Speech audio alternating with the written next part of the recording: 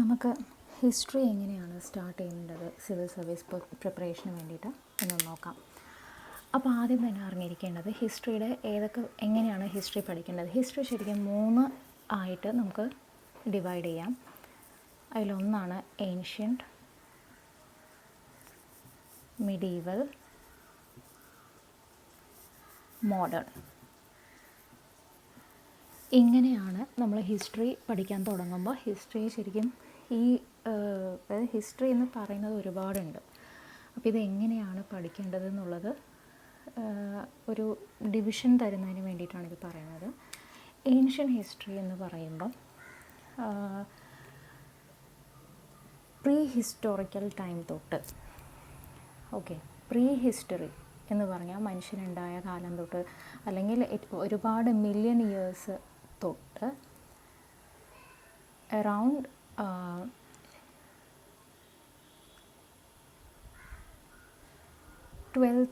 8th century AD. അതാണ് നമ്മൾ ancient ഹിസ്റ്ററിയിൽ പഠിക്കുന്നത്. മിഡീവൽ ഹിസ്റ്ററിയിൽ നമ്മൾ പഠിക്കുന്നത് 8th to 18th century. ഇവിടെ 18th century തൊട്ട് ഇങ്ങനെയാണ് പൊതുവെ നമ്മൾ പഠിക്കുന്നത്. ഇത് ഇന്ത്യൻ ഹിസ്റ്ററിയെക്കുറിച്ചാണ് ഇത് പറയുന്നത്. കാരണം നമുക്ക് മോഡേൺ തുടങ്ങുന്നത് 18th centuryയിലാണ്. പക്ഷേ ഇപ്പം മറ്റ് രാജ്യങ്ങളിൽ പ്രത്യേകിച്ച് അമേരിക്കനൊക്കെ നോക്കിക്കഴിഞ്ഞാൽ അത് വേറെയാണ്. അപ്പം നമ്മൾ ഇതാണ് ഫോളോ ചെയ്യുന്നത്. അപ്പോൾ ഈ ഏൻഷ്യൻ ഹിസ്റ്ററിയിൽ നമ്മൾ എന്തൊക്കെയാണ് പഠിക്കുക, ഇത് ഒരു വളരെ ചെറുതായിട്ടൊരു ഐഡിയ കിട്ടാൻ വേണ്ടി ബിഗിനേഴ്സിന് 0 ലെവലിലുള്ളവർക്ക് വേണ്ടിയിട്ടാണിത് പറയുന്നത്. അപ്പം നമ്മൾ അറിഞ്ഞിരിക്കേണ്ടത് മെയിനായിട്ട് എന്താണ് ഈ ഏൻഷ്യൻ ഹിസ്റ്ററിയിലുള്ളത്. അപ്പോൾ നമ്മൾ പറഞ്ഞു പ്രീ ഹിസ്റ്ററി എന്ന് പറഞ്ഞു കഴിഞ്ഞാൽ അതായത് നമുക്ക് അധികം അറിയില്ല എന്തൊക്കെയാണ് ഉണ്ടായതെന്ന്. നമുക്ക് കുറേ അല്ലെങ്കിൽ ഇപ്പോൾ അവരുടെ സ്ക്രിപ്റ്റ്സ് ഒക്കെ കിട്ടിയിട്ടുണ്ടെങ്കിൽ പോലും നമുക്കിനി അത് ഡെസിഫർ പോലും ചെയ്യാൻ പറ്റിയിട്ടില്ല. അങ്ങനത്തെയൊക്കെ അത്രയും പഴയത് തൊട്ട്, അതായത് stone age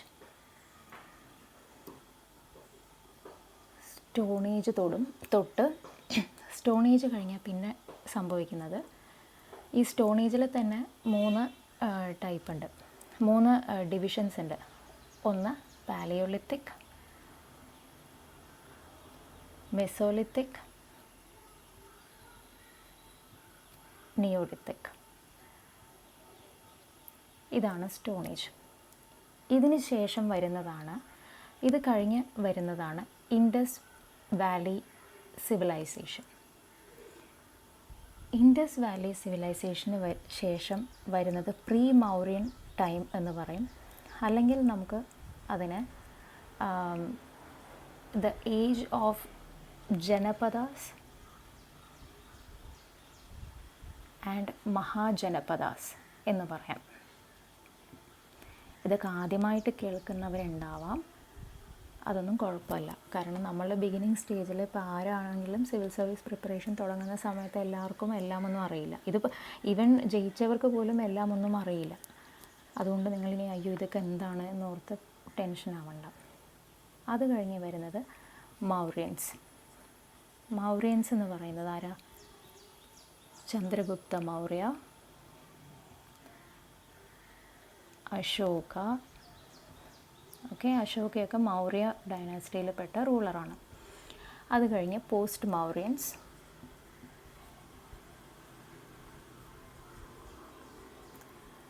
Guptas, post Guptas. ഇത്രയുമാണ് നമ്മൾ ഏൻഷ്യൻറ്റ് ഹിസ്റ്ററിയിൽ വരുന്നത്. ഫൈൻ. അപ്പോൾ മിഡീവലിലേക്ക് ഞാൻ പറഞ്ഞുതരാം. അപ്പോൾ അതായത് നമ്മൾ സ്റ്റോൺ ഏജ് ഇപ്പോൾ നമ്മൾ പണ്ട് എന്ന് പറഞ്ഞു തുടങ്ങുമ്പോൾ ശിലായുഗം എന്ന് പറഞ്ഞ് തുടങ്ങും. അപ്പോൾ അതിൽ വരുന്നതാണ് പാലിയോലിത്തിക് എന്ന് പറഞ്ഞു കഴിഞ്ഞാൽ ഓൾഡ്. ലിത്തിക് എന്ന് പറഞ്ഞു കഴിഞ്ഞാൽ സ്റ്റോൺ എന്നാണ് അർത്ഥം, കല്ല് എന്നാണ് അർത്ഥം, ലിത്ത്. അപ്പോൾ ലിത്തിക് എന്ന് പറയുന്നത് palaeolithic, old stone age. Mesolithic എന്ന് പറയുമ്പോൾ middle age. Neolithic, new stone age. എങ്ങനെയാണ് അപ്പോൾ ഇതിനെ ഓൾഡ് എന്നും മിഡിൽ എന്നും ഇതിന് ന്യൂ എന്നും എങ്ങനെ നമ്മൾ തരംതിരിച്ചു? ഈ പാലിയോലിത്തിക് എന്ന് പറയുന്നത് അറൗണ്ട് 2 മില്യൺ വർഷങ്ങൾക്ക് മുമ്പ് തൊട്ട്, ഇത് മില്യൺ ഇയേഴ്സ് അഗോ, MYA ആണ് കേട്ടോ, ടു അറൗണ്ട് 12,000 ഇയേഴ്സ് അഗോ ആണ്. 12,000 ഇയേഴ്സ് അഗോ വരെ ഒരേപോലെയായിരുന്നു പോയിക്കൊണ്ടിരുന്നത്. അത് കഴിഞ്ഞ് 12,000 ഇയേഴ്സ് അഗോ തൊട്ട് 10,000 ഇയേഴ്സ് അഗോ വരെയാണ് ഈ ഏജ്. പിന്നെ ഉള്ളതാണ് 10,000 ഇയേഴ്സ് അഗോയിൽ ഒരു മാറ്റം വന്നു. അതെന്താണെന്ന് വെച്ച് കഴിഞ്ഞാൽ, ഈ പാലിയോലിത്തിക് എന്ന് പറയുന്ന സമയത്ത് ഓൾഡ് സ്റ്റോൺ ഏജ് ആയിരുന്നു. ആ സമയത്ത് മനുഷ്യൻ ഹണ്ടിങ് ആൻഡ് ഗ്യാതറിങ് ആണ്. അതായത് അവന് വീടോ അങ്ങനത്തെ ഒന്നുമില്ല, കിട്ടിയെടുത്ത് താമസിക്കുന്നു, ഭക്ഷണം ഹണ്ട് ചെയ്യുന്നു, ഗ്യാദർ ചെയ്യുന്നു, ഇത്രയാണുള്ളൂ. യൂസ് ചെയ്തിരുന്നത് കല്ലായിരുന്നു മെയിനായിട്ട്. 12,000 വർഷം മുമ്പ് എന്ത് സംഭവിച്ചു വെച്ച് കഴിഞ്ഞാൽ, ക്ലൈമറ്റിന് വ്യത്യാസം വന്നു തുടങ്ങി. ക്ലൈമറ്റ് കുറച്ചുകൂടെ, അതായത് അതിനു മുമ്പൊക്കെ ഐസ് ഏജ് ആയിരുന്നു, അത് കഴിഞ്ഞ് ക്ലൈമറ്റെല്ലാം മാറി കുറച്ചുകൂടെ ചൂട് വന്നു തുടങ്ങി. മഞ്ഞായിരുന്ന കുറേ ഭാഗങ്ങൾ ഉരുകിത്തുടങ്ങി. അങ്ങനെ ഗ്രാസ് ലാൻഡ്സ് ഉണ്ടായി. ഗ്രാസ് ലാൻഡ്സ് ഉണ്ടായിരുന്നപ്പോൾ ഹെർബിവോഴ്സ് ആയിട്ടുള്ള മൃഗങ്ങളുടെ എണ്ണം കൂടി. അങ്ങനെ ഒരുപാട് വ്യത്യാസങ്ങൾ ഈ 12,000 വർഷങ്ങൾക്ക് മുമ്പ് വന്നു. അങ്ങനെ വന്ന സമയത്ത് പുതിയ പുതിയ ചേഞ്ചസ് ഉണ്ടായി. അതുകൊണ്ടാണ് ആ ഒരു ഏജിനെ 12,000 വർഷങ്ങൾക്ക് മുമ്പ് വെച്ച് നമ്മൾ ബ്രേക്ക് ചെയ്യുന്നത്. അത് കഴിഞ്ഞ് വരുന്നത് 12,000 തൊട്ട് 10,000 വർഷങ്ങൾക്ക് മുമ്പ് വരെ. അതൊരു ചെറിയൊരു കാലയളവാണ് കമ്പാരിറ്റീവ്ലി. ആ സമയത്താണ് കുറച്ചുകൂടെ ആനിമൽസിനെ ഡൊമസ്റ്റിക്കേറ്റ് ചെയ്യാൻ തുടങ്ങി, ഫിഷിങ് ചെയ്ത് തുടങ്ങി. കല്ലുകൾ കുറച്ചുകൂടെ ചെറിയ മൈക്രോലിത്സ് എന്നാണ് ഈ മെസോലിത്തിക് ഏജിൽ ഉപയോഗിച്ചിരുന്ന ടൂൾസിന് പറയുന്നത്. മൈക്രോലിത്സ് എന്ന് വെച്ചാൽ കുറച്ചുകൂടെ സൈസ് ചെറുതായി അവരുടെ ടൂൾസിൻ്റെ. അത് കഴിഞ്ഞ് 10,000 ഇയേഴ്സ് അഗോയിൽ അത് എന്തുകൊണ്ട് അവിടെ എന്തോ ഒരു ചേഞ്ച് വന്നു, അതുകൊണ്ടാണല്ലോ പുതിയൊരു ഏജ് തുടങ്ങുന്നത്. അതാണ് agriculture. They started settling down. അവർ താമസിച്ചു തുടങ്ങി, സെറ്റിൽ ചെയ്ത്. കാരണം ഒരു കൃഷി എന്ന് പറയുമ്പോൾ അത് ഏതൊരു ചെടിയാണെങ്കിലും അത് വളർത്തി തുടങ്ങിയ അതായത് നമ്മൾ അത് കൃഷി ചെയ്ത് തുടങ്ങി അതിൻ്റെ വിളവെടുക്കുന്നത് വരെയുള്ള സമയം ഒരു നീണ്ട കാലയളവാണ്. അപ്പോൾ അതുവരെ എന്തായാലും അവർക്ക് അവിടെ തന്നെ താമസിക്കണമല്ലോ. അങ്ങനെ താമസിക്കേണ്ടി വന്നു. അങ്ങനെ അവർ സെറ്റിൽഡ് ലൈഫ് തുടങ്ങി. അതാണ് ഈ ഒരു ഏരിയ, നിയോളിത്തിക് ഏജ്. അത് കഴിഞ്ഞ് പിന്നെ ഈ ഇടയ്ക്ക് വന്നൊരു ഭാഗമാണ് ഈ ഇൻഡസ് വാലി സിവിലൈസേഷൻ. അതേക്കുറിച്ച് നമുക്ക് കുറേ ഇതൊക്കെ അറിയാം, എങ്കിലും കൃത്യമായിട്ട് എന്തുകൊണ്ട്, എങ്ങനെ തുടങ്ങി, എങ്ങനെ അവസാനിച്ചു എന്നത് ഇപ്പോഴും നമുക്ക് വളരെ കൃത്യമായ ഐഡിയാസ് ഇല്ല. നമ്മളത് ഊഹിക്കുകയാണ്, ഇതുകൊണ്ടായിരിക്കാം ഇത് അവസാനിച്ചത്, ഫെമൈൻ വന്നിട്ടുണ്ടാവാം, ഇതെല്ലാം പോസിബിലിറ്റീസ് മാത്രമായിട്ടാണ് പറയുന്നത്. ഇൻഡസ് വാലി സിവിലൈസേഷൻ എന്ന് പറയുമ്പോൾ ഇൻഡസ് റിവറിൻ്റെ അടുത്ത് ഒരുപാട് ആൾക്കാർ ഒരുമിച്ച് താമസിക്കുകയും ആ ഒരു സൊസൈറ്റി ഉണ്ടായി. അവരൊരുപാട് വെൽ ഡെവലപ്ഡ് സൊസൈറ്റീസ് ആയിരുന്നു. അവരുടെ കുറേ ഇൻഡസ് വാലി സൈറ്റ്സ് ആണ് നമ്മൾ അറിഞ്ഞിരിക്കേണ്ടത്. ഹാരപ്പ, മോഹൻജൊദാരോ, ലോഥൽ, ഓക്കെ. അങ്ങനെ അതൊക്കെ ഇത് വളരെ ഒരു ഇൻട്രൊഡക്ഷൻ പോലത്തെ ഒരു വീഡിയോ ആണ്.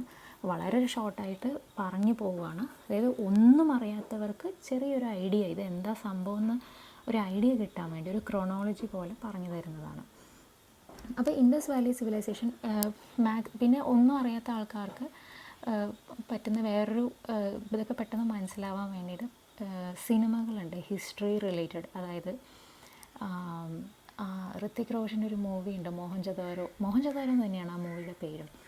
ആ മൂവി, അതുപോലെ 10,000 BC എന്ന് പറഞ്ഞിട്ടൊരു മൂവി ഉണ്ട്, അത് ഇംഗ്ലീഷാണ്. അങ്ങനെ ഹിസ്റ്ററി റിലേറ്റഡ് ആയിട്ടുള്ള ഹിന്ദിയിലും ഇംഗ്ലീഷിലൊക്കെയുള്ള മൂവീസ് കാണുമ്പോൾ അതിൽ എല്ലാം ഒന്നും ആക്ച്വൽ ഡീറ്റെയിൽസ് ആയിരിക്കില്ല, എങ്കിലും നിങ്ങൾക്കൊരു ഏകദേശ ഐഡിയ കിട്ടും. അപ്പോൾ ഓർത്തിരിക്കാനും എളുപ്പമായിരിക്കും. അപ്പോൾ അങ്ങനെ ഇൻഡസ് വാലി സിവിലൈസേഷൻ വളരെ വെൽ ഡെവലപ്ഡ് ആയിരുന്ന ഒരു സൊസൈറ്റി ആയിരുന്നു. അറൗണ്ട് 4,700 ഇയേഴ്സ് അഗോ, 4,700 വർഷങ്ങൾക്ക് മുമ്പ് അത് ഡിക്ലൈൻ ചെയ്ത് തുടങ്ങി. അടുത്തത് ഇവരെല്ലാം ഡിക്ലൈൻ ചെയ്ത് അതെല്ലാം കഴിഞ്ഞു. അതിനുശേഷം എന്ത് സംഭവിക്കുന്നത് വെച്ച് കഴിഞ്ഞാൽ, നമ്മൾ കണ്ടു അഗ്രികൾച്ചറായി. അപ്പോൾ ആദ്യം ഒരു 2 ഒരാളോ അല്ലെങ്കിൽ കുറച്ചൊരു 3-4 ആൾക്കാരോ ആണ് ഇത് ഒരു സ്ഥലത്ത് എന്തെങ്കിലുമൊക്കെ ചെയ്ത് തുടങ്ങും. പിന്നെ മറ്റ് കുറച്ച് ആളുകൾ അവരുടെ അടുത്തേക്ക് എന്ന് വെച്ചാൽ അവരെല്ലാം ഹണ്ടിങ് ഗ്യാതറിങ് എല്ലാവരും ഒറ്റ ഒരേ ദിവസമോ ഒരേ വർഷമോ പെട്ടെന്ന് തുടങ്ങില്ലല്ലോ. അപ്പോൾ ഗ്രാജ്വലി ആണല്ലോ മനുഷ്യന് ചേഞ്ചസ് വരുന്നത്. അപ്പോൾ കുറച്ച് പേരിങ്ങനെ അവിടെ വീട് പോലെ ഒരു സാധനം കെട്ടിയിരിക്കുന്നത് കാണുമ്പോൾ അപ്പോൾ ഇവർ അന്വേഷിക്കുമല്ലോ ഇത് എന്താ സംഭവം. അപ്പോൾ കൃഷി അങ്ങനെ അപ്പം എന്നാൽ ഞങ്ങളും ഇവിടെ സെറ്റിൽ ആവട്ടെ എന്ന് പറഞ്ഞ് അങ്ങനെ സെറ്റിലാവും. അങ്ങനെ സെറ്റിലായി ഒരു ഗ്രൂപ്പ് ഓഫ് പീപ്പിൾ അവിടെ ഉണ്ടാവും. അങ്ങനെ ഓരോരോ സ്ഥലങ്ങളിൽ അപ്പോൾ ഗ്രൂപ്പായിട്ട് താമസിക്കുമ്പോഴൊരു ഗുണം എന്താണെന്ന് വെച്ച് കഴിഞ്ഞാൽ അവർക്ക് ഒന്ന് സെക്യൂരിറ്റിയാണ്. ഇപ്പോൾ എന്തെങ്കിലും മൃഗങ്ങളോ എന്തെങ്കിലും ആക്രമിക്കാൻ വരികയോ മറ്റോ ചെയ്യുകയാണെങ്കിൽ അവർക്കത് എല്ലാവർക്കും കൂടി ഒരുമിച്ച് അതിനെ നേരിടാൻ സാധിക്കും. പിന്നെ അവർക്ക് ആ ഒരു എന്താ പറയുക ഗ്രൂപ്പ് ഒറ്റയ്ക്ക് ഒരു ലോൺലിനെസ്സും പിന്നെ ഗ്രൂപ്പായിട്ടിരിക്കുമ്പോൾ അതിൻ്റേതായൊരു റിക്രിയേഷണൽ ആക്ടിവിറ്റീസൊക്കെ ഉണ്ടാകും. അപ്പോൾ അങ്ങനെ കുറേ പോസിറ്റീവ്സും ഉണ്ടല്ലോ. അങ്ങനെ ഇവർ ഒരുപാട് പേര് ഒരുമിച്ച് താമസിക്കുന്ന സമയത്ത് എന്തായാലും അവിടെ നിയമങ്ങൾ ഉണ്ടാവണം. കാരണം എല്ലാവരും കൂടെ ഒരുമിച്ച് കുറച്ച് കാര്യങ്ങൾ ചെയ്യുമ്പോൾ ഒരാൾക്ക് ഇഷ്ടമുള്ളത് മറ്റേയാൾക്ക് ഇഷ്ടം ഉണ്ടാവണം എന്നില്ല. അപ്പോൾ ഓട്ടോമാറ്റിക്കലി അവിടെ ഒരു തർക്കമോ വാഗ്വാദങ്ങളോ വരുമ്പോൾ ഒരാളവിടെ തീർപ്പ് കൽപ്പിക്കും. ഇത്തിരി പ്രായമുള്ള ആൾ അല്ലെങ്കിൽ ഇത്തിരിയും കൂടെ ഒരു കമാൻഡിങ് പവറുള്ള ഒരാൾ. അപ്പോൾ അയാൾ അറിയാതെയാണെങ്കിലും ഒരു ലീഡർ എന്നൊരു ഇതിലേക്ക് ഉയർന്നു വരും. അപ്പോൾ ഈ ജനപദാസ് എന്ന് പറയുന്നത് ശരിക്കും ജനങ്ങൾ പദാസ് എന്ന് പറയണമെങ്കിൽ പാദം കാല് വെച്ച സ്ഥലമാണ് ജനപദാസ് എന്നാണ് പറയുന്നത്. എവിടെയൊക്കെ മനുഷ്യൻ ഒരുമിച്ച് താമസിക്കുന്നുണ്ടോ ആ ഏരിയയാണ് ജനപദം. അപ്പോൾ ഗ്രാജ്വലി അവിടെ ഒരാൾ ഒരു കമാൻഡിങ് അതായത് നമ്മുടെ ഇപ്പോഴത്തെ ട്രൈബൽ ഏരിയയിലൊക്കെ ചെന്ന് കഴിഞ്ഞാൽ ഒരു മൂപ്പൻ എന്നൊക്കെ പറയുന്നത് പോലെ ഒരാൾ വരും. പക്ഷെ അത് ഹെറിഡിറ്ററി ഒന്നും അല്ല. അവർക്ക് രാജാവോ അല്ലെങ്കിൽ ആർമിയോ അങ്ങനത്തെ കാര്യമായിട്ടൊന്നുമില്ല. അവർ അങ്ങനെ താമസിക്കണോ അത്ര തന്നെ. ഇതിൽ ചില ജനപദാസ് കുറച്ച് ഡെവലപ്ഡ് ആവുന്ന സമയത്ത് അവരുടെ ഇപ്പോൾ ഒരുപാട് ട്രൈബൽസ് ഉണ്ടെങ്കിലും ചിലർ എല്ലാവർക്കും അവരുടേതായ രീതിയിലുള്ള ഡെവലപ്മെൻറ്റുകൾ ഉണ്ടാവാം. അങ്ങനെയുള്ള ഡെവലപ്മെൻറ്റ്സ് ഉണ്ടായി. അതിൽ ചിലത് മഹാജനപദാസായി. അതായത് ഒരുപാട് വലിയ ഇതിപ്പോൾ കൺട്രിയും എംപയറും ഒക്കെ ഉണ്ടാവുന്നില്ല, അതുപോലെ വ്യത്യാസം വന്ന് ചിലതെല്ലാം മഹാജനപദാസായി. അങ്ങനെ വന്നൊരു മഹാജനപദയാണ് മഗധ. ഓക്കെ, കാശി, വജ്ജി, അതൊക്കെ ഓരോ ജനപദാസാണ്. 16 മഹാജനപദാസാണ് മൗര്യൻസ് ഉണ്ടാകുന്നതിന് മുമ്പ് ഉണ്ടായത്. അതായത് കുറച്ചുകൂടി ഡെവലപ്ഡായ വലിയ ഏരിയ. ഇപ്പം നമ്മൾ പറയുന്നുണ്ട് കുറേ ഗ്രാമങ്ങളുണ്ട്, കുറേ ടൗൺസ് ഉണ്ട്. അതിൽ ചിലത് സിറ്റീസ്, അതിൽ കുറച്ചുകൂടി ഡെവലപ്ഡ് ആയത് മെട്രോപൊളിറ്റൻ സിറ്റീസ് എന്നൊക്കെ പറയുന്നത് പോലെ കുറേ ജനപദാസും അതിൽ നിന്ന് മഹാജനപദാസും ഉണ്ടാവുന്നു. അങ്ങനെ ആ ഒരു ഏരിയ വന്നു. അതിൽ നിന്ന് ഒരു മഹാജനപദയായ മഗധ ഒരുപാട് ഡെവലപ്ഡായി. അവിടുത്തെ രാജാക്കന്മാരായി ഒരു പുതിയൊരു ഡൈനാസ്റ്റി വന്നു. അതാണ് മൗര്യ. ഒരുപാട് രാജാക്കന്മാർ മൗര്യൻസിന് മുൻപും ഉണ്ടായിരുന്നു. ഒരുപാട് ഡൈനാസ്റ്റീസ്, അതായത് ജസ്റ്റ് ഒരു പേര് പറയുകയാണെങ്കിൽ നന്ദ ഡൈനാസ്റ്റി, അങ്ങനെ ഒരുപാട് ഒരു ഹരിയാങ്ക ഡൈനാസ്റ്റീസ് എന്നൊക്കെ പറഞ്ഞ് ഇതിന് മുമ്പ് ഉണ്ടായിരുന്നെങ്കിലും അവരങ്ങനെ ഒരുപാട് അവർക്ക് അഡ്മിനിസ്ട്രേറ്റീവ് ഏരിയയിൽ കുറച്ച് കുറവായിരുന്നു. പക്ഷേ മൗര്യൻസിൻ്റെ അത്രയും ഉണ്ടായില്ല. മൗര്യൻസാണ് ഒരുപാട് ഡെവലപ്ഡ് ആയത്. അതിൽ തന്നെ ഇതിന് തുടക്കം ഇട്ടത് ഈ ഒരു ഡൈനാസ്റ്റി കൊണ്ടുവന്ന ചന്ദ്രഗുപ്ത മൗര്യ. ഇദ്ദേഹത്തിന് സഹായിയായിട്ടുണ്ടായിരുന്നതാണ് ചാണക്യ. ചന്ദ്രഗുപ്ത മൗര്യയുടെ മകൻ ബിന്ദുസാരയുടെ മകനാണ് അശോക. ഇതാണ് ആ മൗര്യൻ ഡൈനാസ്റ്റി. പിന്നെ അശോകയുടെ കലിംഗ വാർ, അതിനുശേഷം അദ്ദേഹം യുദ്ധം വേണ്ടാന്ന് വെച്ചു, ബുദ്ധിസത്തിലേക്ക് മാറി. അങ്ങനെ കുറേ കാര്യങ്ങളാണ് മൗര്യൻസിൽ നമുക്ക് പഠിക്കാനുള്ളത്. അപ്പോൾ ഇവിടെ തൊട്ടാണ് കൂടുതൽ അഡ്മിനിസ്ട്രേഷനിൽ എന്തൊക്കെയാണ് മാറ്റങ്ങൾ കൊണ്ടുവന്നത് എന്ന് നമുക്ക് കൂടുതൽ പഠിക്കാനുള്ളത് അതിലാണ്. പിന്നെ അദ്ദേഹം ഉണ്ടാക്കിയ പില്ലർ എഡിക്ട്സ്, ആർക്കിടെക്ചറും ഇതിലേക്ക് വരും. ഏൻഷ്യൻ ഇന്ത്യ ആയതുകൊണ്ട് തന്നെ ഇതിലേക്ക് ആർക്കിടെക്ചറും മെയിനായിട്ട് തുടങ്ങുന്നത്. ഇപ്പോൾ സ്റ്റോൺ ഏജിലൊക്കെ ആണെങ്കിൽ പെയിൻറ്റിങ്സ് ഒക്കെ വരുന്നുള്ളൂ അധികവും, കേവ് പെയിൻറ്റിങ്സ്. ഇൻഡസ് വാലിയിലാണ് കുറച്ചുകൂടെ അവർ സ്റ്റാച്യൂസും അവരുടെ വേ ഓഫ് സ്ട്രീറ്റ് ഹൗസും ബിൽഡിങ്സ് ഒക്കെ ഉണ്ടാക്കിയിരുന്ന അങ്ങനെ കുറേ സ്ട്രക്ചറൽ തിങ്സ് ഇൻഡസ് വാലി സിവിലൈസേഷനിലുണ്ട്. ഇവരുടെ അഡ്മിനിസ്ട്രേഷനെ കുറിച്ച് നമുക്കൊന്നും അറിയില്ല, നമ്മൾ ഊഹിക്കുകയാണ് ഇങ്ങനെ ആയിരിക്കാമെന്ന്. മൗര്യൻസ് കഴിഞ്ഞ് പോസ്റ്റ് മൗര്യൻസ് എത്തുമ്പോൾ, അതായത് മൗര്യൻസ് കുറച്ച് കഴിഞ്ഞപ്പോൾ അത് ഡിക്ലൈനായി. അശോക വലിയൊരു എംപയർ കൊണ്ട് നടന്നിരുന്നു. പക്ഷേ ഡിക്ലൈൻ ആയപ്പോൾ ഓരോരോ സ്ഥലങ്ങളിലെയും ആ സബോർഡിനേറ്റ്സ് ആയ ഗവർണേഴ്സ് ഉണ്ടായിരുന്നവരൊക്കെ കുറേ പേരൊക്കെ അത് അവർ തന്നെ ഇൻഡിപെൻഡൻസ് എടുത്ത് അവർ തന്നെ റൂൾ ചെയ്യാൻ തുടങ്ങി. അപ്പോൾ വേറെ കുറേ ഡൈനാസ്റ്റീസ്, കുറേ ഡൈനാസ്റ്റിയിലെ കുറേ കിങ്ഡംസൊക്കെ പോസ്റ്റ് മൗര്യൻസ് ആയിട്ട് വന്നു. അതിനുശേഷമാണ് ഗുപ്താസ് വരുന്നത്. അപ്പോൾ ഇതുപോലെ അങ്ങനെ കുറേ കോൺഫ്ലിക്ട്സുകൾ നടക്കും ഓരോരോ സ്ഥലത്ത്. ശതവാഹന, ചോള, സൗത്തിൽ ചോള, ചേര, പാണ്ഡ്യാസ്, ശതവാഹനാസ്, പാല ഡൈനാസ്റ്റി, അങ്ങനെ ഒരുപാട് വരും. ഇതൊക്കെ നമ്മൾ ഏൻഷ്യൻ്റ് ഇന്ത്യയിലാണ് കേട്ടോ ഇതെല്ലാം വരുന്നത്. അത് കഴിഞ്ഞ് ഗുപ്ത, സമുദ്രഗുപ്ത, ചന്ദ്രഗുപ്ത, അങ്ങനെ അവരുടെ ഒരു എറ ഉണ്ട് ഗുപ്താസിൽ. അപ്പോഴേക്കും നമ്മൾ BCയിൽ നിന്ന് ADയിലേക്ക് വരികയാണ് ഗുപ്താസിൻ്റെ സമയമാകുമ്പോൾ. ഗുപ്താസ് ADയിലാണ്, മൗര്യൻസ് BCയിലാണ്, അത് ഓർത്തിരിക്കുക. അത് കഴിഞ്ഞ് ഗുപ്താസിൻ്റെ ഡിക്ലൈനിന് ശേഷമാണ് പോസ്റ്റ് ഗുപ്താസ് വരുന്നത്. ഗ്രീക്സ്, ഇൻഡോ ഗ്രീക്സ്, സാക്കാസ്, അങ്ങനെ കുറേ പേര്. ഓക്കെ, അപ്പോൾ ഇതാണ് പോസ്റ്റ് ഗുപ്താസ് വരെയുള്ള ഈ ഒരു ഏരിയയാണ് നമ്മുടെ ഏൻഷ്യൻ്റ് ഇന്ത്യ. ഇനി മിഡീവൽ ഇന്ത്യ എന്ന് പറഞ്ഞു. മിഡീവൽ ഇന്ത്യ എന്ന് പറയുന്നത് 8th സെഞ്ച്വറി തൊട്ട് 18th സെഞ്ച്വറി വരെയുള്ള സമയമാണ്. ആ ഒരു സമയത്ത് ഇന്ത്യയിൽ എന്തൊക്കെ സംഭവിച്ചു എന്നുള്ളതാണ് നമ്മൾ നോക്കുന്നത്. അപ്പോൾ നമ്മൾ ഡൽഹിയുടെ കാര്യം പറയുകയാണെങ്കിൽ, ഡൽഹിയിൽ ഈ മിഡീവൽ ഇന്ത്യ എന്ന് പറയുന്നത് മെയിനായിട്ട് നമ്മൾ പറയുന്നത് 2 കാര്യങ്ങളാണ്. സുൽത്തനേറ്റ്, മുഗൾസ്. ഓക്കെ, അപ്പോൾ ഇതെങ്ങനെയാണ് ഈ സുൽത്തനേറ്റ്സ്, മുഗൾസ് ഉണ്ടാകുന്നതെന്ന് നമുക്ക് ആദ്യം നോക്കാം. ഈ ഇപ്പോൾ 8th സെഞ്ച്വറി എന്ന് നമ്മൾ പറഞ്ഞെങ്കിലും ഒരു 12 ഇതിന് മുൻപ്, ഇപ്പോൾ നമ്മൾ പറഞ്ഞു 1206 മുൻപ് ഇപ്പോൾ ഒരുപാട് ചെറിയ പോസ്റ്റ് ഗുപ്തന് ശേഷം ഒരുപാട് ചെറിയ ഡൈനാസ്റ്റീസ് വന്നിരുന്നു. കുറച്ചു കാലം അവരൊക്കെ ഭരിച്ചു. അതിനുശേഷം മെയിനായിട്ട് സംഭവിച്ചത് എന്താണെന്ന് വെച്ച് കഴിഞ്ഞാൽ, ഡൽഹിയിലെ രാജ്പുത്സ്, പൃഥ്വിരാജ് ചൗഹാൻ അല്ലെങ്കിൽ തോമർ രാജ്പൂത്സ്, ചൗഹാൻ, ഈ ഓരോരോ ചെറിയ ക്ഷത്രിയ ഡൈനാസ്റ്റീസ് ഉണ്ടായിരുന്നു ഇന്ത്യയുടെ ഏറ്റവും നോർത്ത് വെസ്റ്റേൺ സൈഡിലായിട്ട്. അപ്പോൾ അവിടെ നിന്ന് സെൻട്രൽ ഏഷ്യയിൽ നിന്നുള്ള റൂളേഴ്സ് ഇവിടെ അറ്റാക്ക് ചെയ്യാനായിട്ട് വന്നിരുന്നു.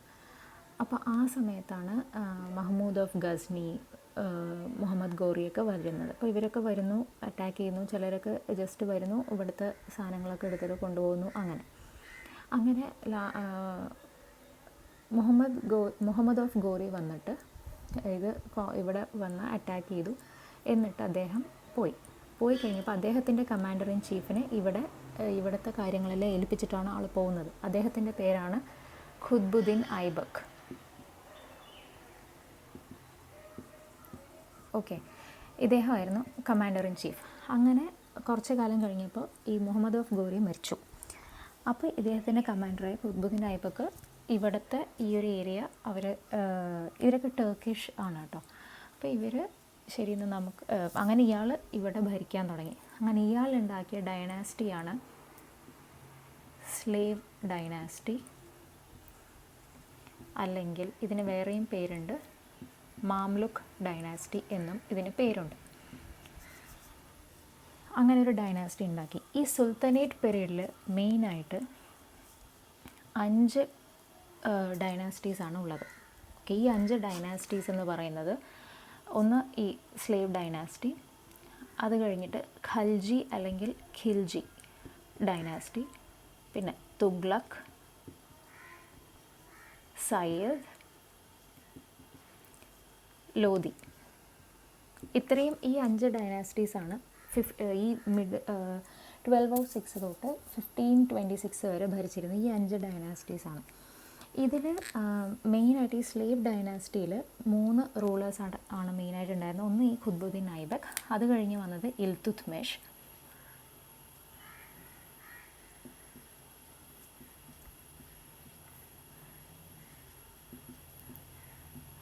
പിന്നെ ഇൽതുത്മിഷിൻ്റെ മകളാണ് ഒരേ ഒരു വുമൻ റൂളർ, സുൽത്താന റസിയ. പിന്നെ അത് കഴിഞ്ഞ് വന്നത് ബാൽബൻ. ഇവരാണ് മെയിനായിട്ട് ഈ സ്ലേവ് ഡൈനാസ്റ്റിയിലുണ്ടായിരുന്നു. ഇവർ കൊണ്ടുവന്ന ഒരുപാട് റിഫോംസ് ഉണ്ട്, ബിൽഡിങ്സ് ഉണ്ട്. കുത്തുബ് മിനാറൊക്കെ ഇവർ ഉണ്ടാക്കിയതാണ്. ശരിക്കും അങ്ങനത്തെ ഒരു ആർക്കിടെക്ചറൽ മോഡലിലേക്ക് വരുന്നത് തന്നെ, പക്ഷേ സുൽത്താനേറ്റ്സിന് ഒരുപാടൊന്നും ചെയ്തിട്ടില്ല എങ്കിലും തുടക്കമൊക്കെ കുത്തുബ് മിനാറാണെന്ന് നമുക്ക് പറയാം. അപ്പോൾ ഇവരാണ് പിന്നെയും കുറച്ചെങ്കിലും ചെയ്തിട്ടുള്ളത്. അത് കഴിഞ്ഞ് നമ്മൾ സ്ലേവ് ഡൈനാസ്റ്റി കണ്ടു. സ്ലേവ് ഡൈനാസ്റ്റി കണ്ട് അടുത്തത് വരുന്നതാണ് ഖൽജി ഡൈനാസ്റ്റി, അല്ലെങ്കിൽ ഖിൽജി എന്ന് പറയും, അലാവുദ്ദീൻ ഖിൽജി. അതിന് പത്മാവത് മൂവി കാണാം, കുറച്ചുകൂടെ ഐഡിയ കിട്ടും. ജോധ അക്ബർ കാണാം, അങ്ങനത്തെ ഹിസ്റ്റോറിക്കൽ മൂവീസ് കാണാം. പിന്നെ ഖൽജിയിൽ അലാവുദ്ദീൻ ഖൽജിയാണ് അവരുടെ മെയിൻ റൂളറായിരുന്നത്. അപ്പോൾ അദ്ദേഹത്തിന്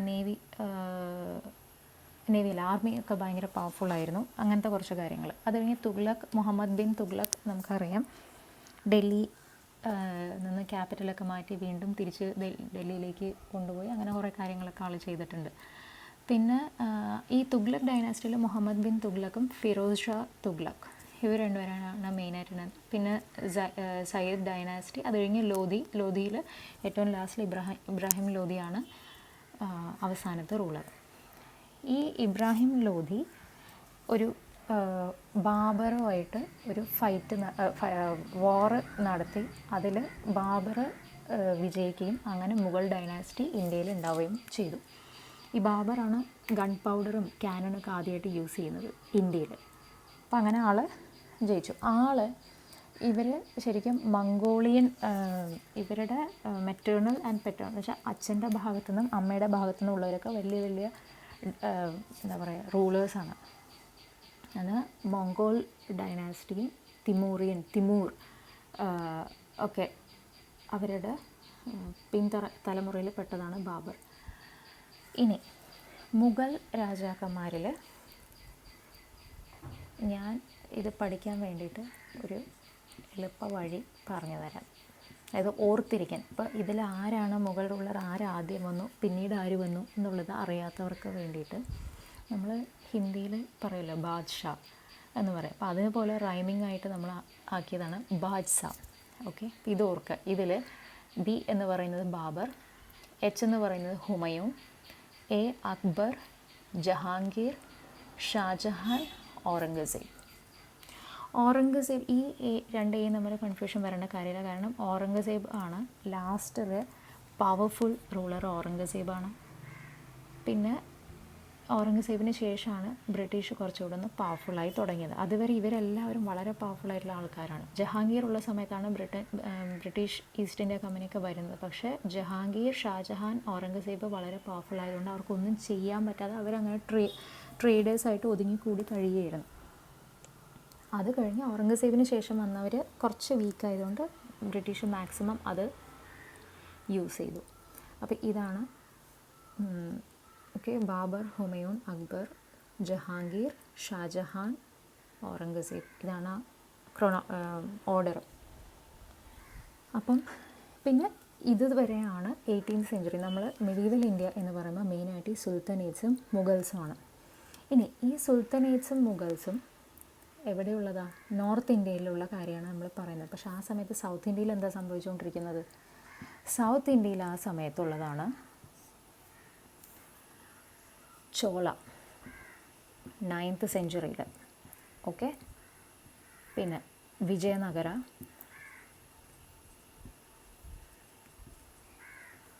ബഹ്മനി കിങ്ഡം,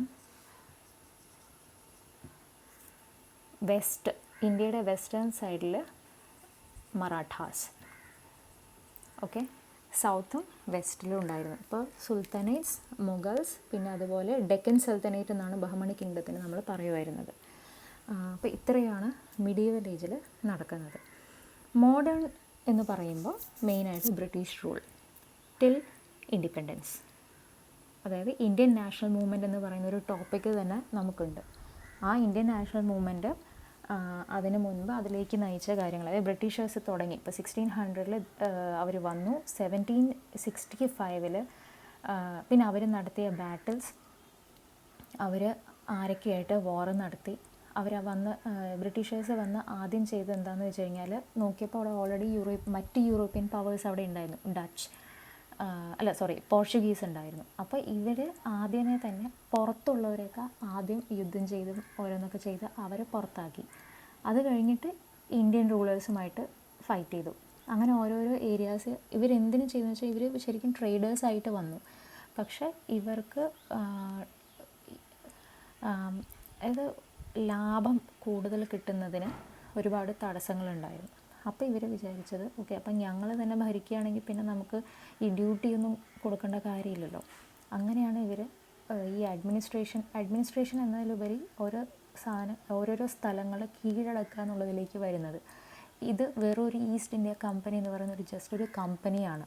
അവർ ഗവൺമെൻറ്റിൻ്റെ ഭാഗമല്ല, പക്ഷേ ഗവൺമെൻറ്റിലുള്ള ഒരുപാട് പേരുടെ ഇൻവെസ്റ്റ്മെൻ്റ് ഉണ്ടായിരുന്നു. അത്രയും നമുക്കിതിൽ ഉള്ളൂ. അങ്ങനെ അവർ വന്നു, അവരെന്തൊക്കെ ചെയ്തു, അവരെങ്ങനെ കോൺക്വർ ചെയ്തു, അല്ലെങ്കിൽ അവരുടെ അഡ്മിനിസ്ട്രേഷൻ എന്തൊക്കെയായിരുന്നു, എങ്ങനെയാണ് അവർ അഗ്രികൾച്ചർ ഇതാക്കിയത്, എക്കണോമിക്കലി അവരെന്ത് ചെയ്തു, ട്രേഡ് റിലേറ്റഡ് അവരെന്ത് ചെയ്തു, ഇതൊക്കെയാണ് മോഡേൺ ഹിസ്റ്ററിയിൽ നമ്മൾ പഠിക്കുന്നത്. പിന്നെ അതിനുശേഷം ഗാന്ധിജി അതിന് ഫസ്റ്റ് ജനറേഷനിലുള്ള പൊളിറ്റിക്കൽ ലീഡേഴ്സ് നമ്മൾ ഇന്ത്യക്ക് എങ്ങനെ ഒരു നാഷണൽ മൂവ്മെൻറ്റ് പോലെ കൊണ്ടുവന്നു, ഇന്ത്യൻ വാർ ഓഫ് ഇൻഡിപെൻഡൻസ്. പിന്നെ അതിനുശേഷം ഗാന്ധിജി വരുന്നു. ഗാന്ധിജി വന്ന് പിന്നെ അതായത് 1915 ഗാന്ധിജി വരുന്നത്. അപ്പോൾ അതിന് ശേഷം എന്ത് ചെയ്തു, അത് കഴിഞ്ഞ് പിന്നെ ആ ഒരു ടേൺ മാറിയത്. ഇന്ത്യൻസിന് എല്ലാവർക്കും മനസ്സിലായി ബ്രിട്ടൻ വന്നിരിക്കുന്നത് നല്ലതിനല്ല, നമ്മൾ അവരെ പുറത്താക്കണം എന്നുള്ള ആ ഒരു സംഭവം വന്ന് പിന്നെ അതിനു വേണ്ടി പോരാടി ഇൻഡിപെൻഡൻസ് കിട്ടുന്ന ഓഗസ്റ്റ് 1947 വരെ ഉള്ളത്. അതിനുശേഷം ഇതിനിടയിൽ വേറൊരു കാര്യം കൂടിയുണ്ട്, റിഫോം മൂവ്മെൻറ്റ്സ് ഉണ്ട്. അതായത് രാജാറാം മോഹൻ റോയ്, അങ്ങനെ ദയാനന്ദ സരസ്വതി, അങ്ങനെ ഒരുപാട് പേര് നടത്തിയ റിഫോം മൂവ്മെൻറ്റ്സ് ഉണ്ടല്ലോ, അതും ഒരു സൈഡിൽ നമുക്ക് പഠിക്കാനുണ്ട്. അത് കഴിഞ്ഞ് ഇൻഡിപെൻഡൻസ് അവിടെ കഴിയുന്നില്ല. ഇന്ത്യ ആഫ്റ്റർ ഇൻഡിപെൻഡൻസ് എന്ന് വെച്ച് കഴിഞ്ഞാൽ മെയിനായിട്ട് പാർട്ടീഷൻ, അതിനുശേഷം എന്ത് സംഭവിച്ചു, മെയിനായി വാർ, ഇന്ത്യ പാകിസ്ഥാൻ വാർ, ഇന്ത്യ ചൈന വാർ, ബംഗ്ലാദേശിൻ്റെ ഫോർമേഷൻ, അങ്ങനത്തെ കുറേ കാര്യങ്ങൾ പഠിക്കാനുണ്ട്. ഓക്കെ, അപ്പോൾ ഇതാണ് നമ്മുടെ ഏൻഷ്യൻ്റ്, അതായത് ഹിസ്റ്ററി. നമ്മൾ എന്താണ് ഈ ഹിസ്റ്ററിയിൽ പഠിക്കേണ്ടതെന്ന് ചോദിച്ചു കഴിഞ്ഞാൽ നമ്മൾ മെയിനായിട്ട് ഈ ഏൻഷ്യൻ്റ്, മിഡീവൽ, മോഡേൺ ഹിസ്റ്ററി. ഇതിൻ്റെ കൂടെ തന്നെയുള്ളൊരു ടോപ്പിക്കാണ് ആർട്ട് ആൻഡ് കൾച്ചർ. ഈ ആർട്ട് ആൻഡ് കൾച്ചർ ഞാൻ ഞാൻ ഇതിൻ്റെ കൂടെ തന്നെ ഇപ്പോൾ ആർട്ട് ആൻഡ് കൾച്ചറിനെ കുറിച്ചും കൂടെ പറഞ്ഞു പോകാം. അപ്പോൾ പിന്നെ അത് കുറച്ചുകൂടെ എളുപ്പമായിരിക്കും. ആർട്ട് ആൻഡ് കൾച്ചർ എന്ന് പറയുമ്പോൾ ഇവിടെ നമ്മളിപ്പോൾ ഏൻഷ്യൻ്റ്, മിഡീവൽ, മോഡേൺ ഹിസ്റ്ററി പഠിക്കുമ്പോൾ അതിൽ നമ്മൾ അഡ്മിനിസ്ട്രേഷനും സൊസൈറ്റിയും പഠിക്കും. അപ്പോൾ അതിൻ്റെ കൂടെ തന്നെ വരുന്ന ഒന്നാണ് ഈ ആർട്ട്. ആർട്ടിൽ ഏതൊക്കെ കാര്യങ്ങൾ വരും, പെയിൻറ്റിങ്സ് വരും.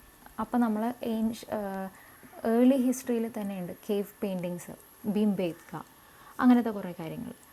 പിന്നെ എന്താണ് വരുന്നത്, ഡാൻസ്, മ്യൂസിക്. ഓക്കെ, അതും ആർട്ടിൻ്റെ ഭാഗമാണല്ലോ. ഡാൻസ്, മ്യൂസിക്കൊക്കെ വരുന്നത് കുറച്ചുകൂടെ അതിന് ശേഷമുള്ളത്. ഇപ്പോൾ ഇൻഡസ് വാലി സിവിലൈസേഷനിൽ പോലും നമുക്കൊരു ഡാൻസിങ് ലേഡിയുടെ സ്റ്റാച്യു കിട്ടിയിട്ടുണ്ട്. ഓക്കെ, അപ്പോൾ അവർ അങ്ങനത്തെ കുറച്ച് കാര്യങ്ങൾ. അത് കഴിഞ്ഞ് മ്യൂസിക്കിൽ തന്നെ ഇപ്പോൾ അത് കഴിഞ്ഞ് വേദിക് പീരീഡ് ഉണ്ടായിരുന്നു. അതായത് ഇൻഡസ് വാലി സിവിലൈസേഷന് ശേഷം വന്നത് വേദിക് ഏജാണ്. വേദിക് ഏജിൽ നമ്മൾ വേദാസ് ഉണ്ടായിരുന്നു. വേദാസിലുണ്ടായിരുന്ന സാമവേദ, അതൊക്കെ മ്യൂസിക് റിലേറ്റഡ് ആണല്ലോ. അപ്പോൾ അതിനെക്കുറിച്ച് പറയാനുണ്ട്. അപ്പോൾ അതും ഈ മ്യൂസിക് റിലേറ്റഡ് ആണ്. ഓക്കെ, അത് തന്നെ നമുക്ക് ലിറ്ററേച്ചർ ഇതിലൊരു ഭാഗമാണ്. ഓക്കെ, അതുപോലെ തന്നെ വരുന്നതാണ്, ഇതിൽ തന്നെ പെട്ട ഒന്നാണ് സംഗം ലിറ്ററേച്ചർ.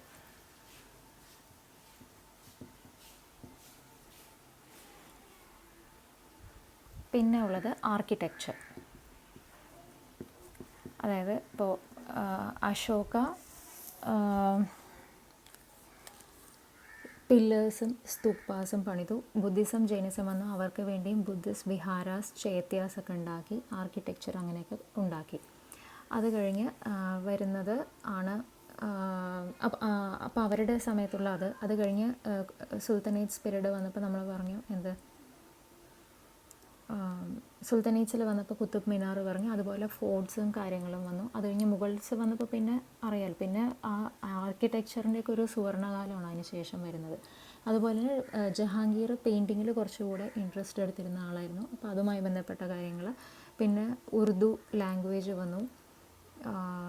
അതുപോലെ തന്നെ സൂഫി ഹിന്ദുസ്ഥാനി മ്യൂസിക്സ്, അതായത് മുസ്ലിം അല്ലെങ്കിൽ ആ ഒരു മിക്സ് ചെയ്തു. അങ്ങനെ നമ്മുടെ കൾച്ചറിനും ഡിഫറെൻ്റ് എന്നല്ല, കൾച്ചർ എന്ന് പറയുന്നത് ഇൻ്റർമിക്സിങ് ആണല്ലോ. ഇൻ്റർമിക്സിങ് ഓഫ് വേരിയസ് ബിലീഫ്സ്, ഒന്നും തനതായിട്ട് ഒരിടത്ത് ഉണ്ടായതല്ല. നമ്മൾ ഒരുപാട് പേര് ഒരുമിച്ച് താമസിക്കുന്നു, അല്ലെങ്കിൽ മെർച്ചൻസ് വരുന്നു, മറ്റുള്ളവർ പലതും പഠിക്കാൻ വേണ്ടി വരുന്നു. അപ്പോൾ അവരുടെ അവർ ചെയ്തിരുന്ന രീതികൾ നമ്മൾ കാണുന്നു, നമ്മൾ ചെയ്യുന്ന രീതികൾ അവർ കാണുന്നു. അതിൽ അവർക്ക് ഇഷ്ടം തോന്നുന്നത് അവരും, നമുക്ക് അവരുടേതിൽ എന്തൊക്കെ ഇഷ്ടം തോന്നി അത് നമ്മളും എടുക്കുന്നു. അങ്ങനെ ഗ്രാജ്വലി ഓരോരോ ചേഞ്ചസ് ആയിട്ട് വരുന്നതാണ്. അതിപ്പോഴും പണ്ടും അങ്ങനെയാണ്, ഇപ്പോഴും അങ്ങനെയാണ്. ഇപ്പോഴും നമ്മൾ ഒരുപാട് പേര് പല സ്ഥലങ്ങളിൽ പഠിക്കാൻ പോകുന്നു, വർക്ക് ചെയ്യാൻ പോകുന്നു. അപ്പോൾ നമ്മളിപ്പോൾ കേരളത്തിൽ തന്നെ ജീവിച്ച് നമ്മളൊരു പ്രായം കഴിഞ്ഞ് പുറത്ത് പോകുന്ന സമയത്ത് വേറെ ഭാഷ സംസാരിക്കുന്ന സ്ഥലമാവാം അത്, അല്ലെങ്കിൽ കേരളത്തിൽ തന്നെ ഒരു അറ്റത്തുനിന്ന് വേറൊരു അറ്റത്തേക്ക് പോകുമ്പോൾ ഇതെന്ത് ഇങ്ങനത്തെ, നമ്മൾ സംസാരിക്കുന്ന ഭാഷയും ഒരു വാക്കിന് നമ്മൾ പറയുന്നതും അവർ പറയുന്നതും തമ്മിൽ വ്യത്യാസം ഉണ്ടാകുന്നു. അപ്പം നമുക്ക് ചിലത് നമ്മൾ അവരുടെ കാര്യങ്ങൾ അതുപോലെ ചെയ്യും, അവർ ചിലപ്പോൾ നമ്മുടേതുപോലെ ചെയ്യും. ഇപ്പോൾ കറിയൊക്കെ ഉണ്ടാക്കുന്ന യൂട്യൂബ് വീഡിയോസ് നോക്കിയാലും കാണാം, ചൈനീസും ഇറ്റാലിയനും പിന്നെന്താ അങ്ങനെ എല്ലാ സ്ഥലത്തു നിന്നുള്ളതും നമ്മൾ ഉണ്ടാക്കുന്നുണ്ട്. നമ്മുടെ ദോശയും സാമ്പാറും മറ്റു സ്ഥലത്തും ഉണ്ടാകുന്നത്. അപ്പോൾ ഇതൊക്കെ ഈ intermixing of values, gradually it becomes a culture, അങ്ങനെയാണ് ഉണ്ടാകുന്നത്. അപ്പോൾ ഈ ഒരു കാര്യങ്ങളൊക്കെയാണ് നമുക്ക് മെയിനായിട്ട് ആർട്ട് ആൻഡ് കൾച്ചറിൽ പഠിക്കാനുള്ളത്. നമ്മൾ ആർട്ട് ആൻഡ് കൾച്ചറിൽ സെപ്പറേറ്റ് ആയിട്ട് അത് പഠിക്കാനിരിക്കുമ്പോൾ ഒരുപാട് ബുദ്ധിമുട്ടുണ്ട്. ഒന്ന്, ഇപ്പം ഒരുപാട് നമുക്ക് ഉള്ള ഈ ഇന്ത്യയിൽ ഒരുപാട് ഒരു ആയിരക്കണക്കിന് ഡാൻസ് ഫോംസ് ഉണ്ട്. അത് നമുക്ക് ഇരുന്ന് പഠിക്കുക എന്ന് പറഞ്ഞാൽ നമ്മൾ എത്രത്തോളം അത് ഓർത്തിരിക്കും. അപ്പോൾ ഓരോന്ന് പഠിക്കുമ്പോൾ, ഹിസ്റ്ററിയിൽ നമ്മൾ ഓരോന്ന് പഠിക്കുമ്പോൾ ആ ഒരു ഹിസ്റ്ററിയോട് കൂടെ മേർജ് ചെയ്ത് പഠിച്ചാൽ നമുക്കത് കുറച്ചുകൂടെ എളുപ്പമായിരിക്കും. നമുക്ക് പ്രത്യേകം ഓർമ്മിക്കേണ്ടി വരില്ല. അത് ആ ഒരു ഫ്ലോയിൽ അങ്ങ് പഠിച്ചു പോവുകയാണ് സാധാരണ ചെയ്യാറ്. അപ്പം അങ്ങനെയാണ് ആർട്ട് ആൻഡ് കൾച്ചറും ഹിസ്റ്ററിയിലും നമ്മൾ ഇതൊക്കെ തന്നെയാണ്. ഒരു ഏകദേശം ഒരു ഐഡിയ തരികയാണ്. ഇതൊക്കെയാണ് നമ്മൾ ഹിസ്റ്ററിയിലും ഇങ്ങനെയാണ് ഡിവൈഡ് ചെയ്യേണ്ടത് ഹിസ്റ്ററിയെ. ഓക്കെ, അതുപോലെ ആർട്ട് ആൻഡ് കൾച്ചറിനെയും ഇങ്ങനെയാണ് ഡിവൈഡ് ചെയ്യേണ്ടത്. മനസ്സിലായി എന്ന് വിചാരിക്കുന്നു. ഇതിലെന്തെങ്കിലും സംശയങ്ങളോ ഉണ്ടെങ്കിൽ കമൻറ്റിൽ ചോദിക്കാം. എനിക്ക് അറിയുന്നത് പോലെ ഹെൽപ്പ് ചെയ്യാം. Thank you.